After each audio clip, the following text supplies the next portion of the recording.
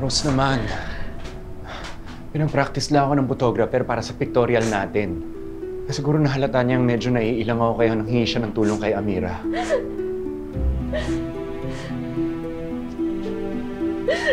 Hindi ako bulag, Alex.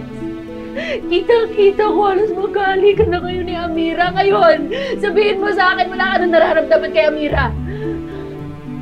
Rose naman eh.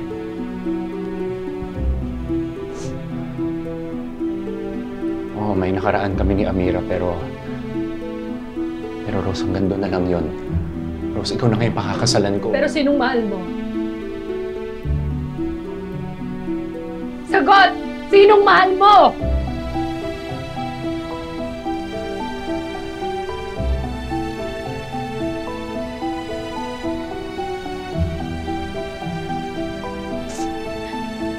Tama na nga. Ayoko na. Mas matalo.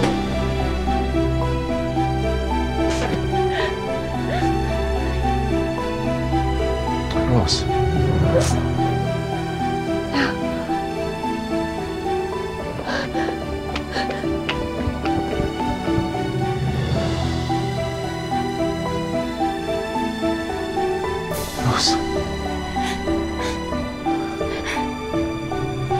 Rose, pag-usapan naman natin to. Bakit ba ganito?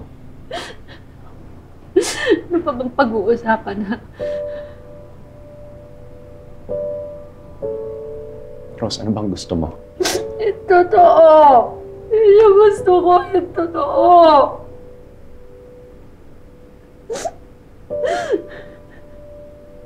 Gusto mo malaman yung totoo? Sige, sabihin ko sa'yo yung totoo. Rose, mula nung bumalik si Amira, parang nayanik na yung mundo ko. Na-realize ko na may natitira pa pala akong pagmamahal sa kanya. Pero hindi ko maamin yun sa sarili ko kasi ayaw kitang saktan eh.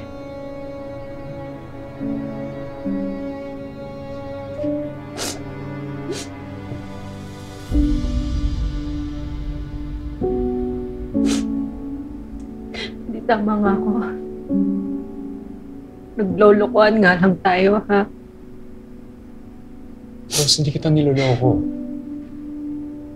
Ako, di ba, napapakasalan kita? Ito, hindi ko naman tinatalikuran yun eh. Pero Rose, gusto mo malaman yung totoo nararamdaman ko. Sasaktan din ako. Kasi sinusubukan kong gawin yung tama eh.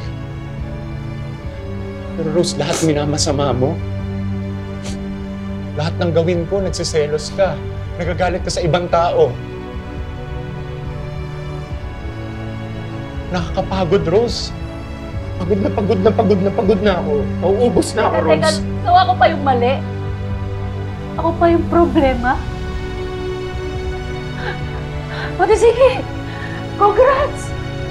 Malaya ka na sa akin! Huwag mo akong susundan, ha? Hindi magwawala talaga ako.